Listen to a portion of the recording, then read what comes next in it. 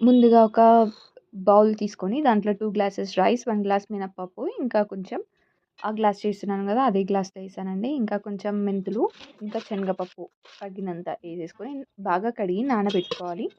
నానబెట్టుకున్న తర్వాత పొద్దున పిండి రుబ్బిన తర్వాత దాంట్లో ఒక 3-4 స్మాల్ గ్లాసెస్ ఆఫ్ రాగి పిండిని యాడ్ చేసుకోవాలి. యాడ్ చేసుకొని లమ్స్ లేకుండా బాగా కలుపుకోవాలి.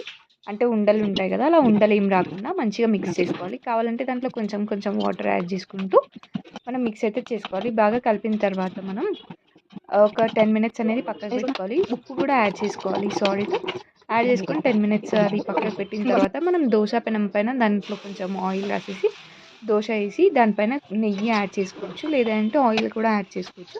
ఒక సైడ్ వేగిన తర్వాత ఇంకో సైడ్ తిప్పి కొంచెం కాల్చుకోవాలి.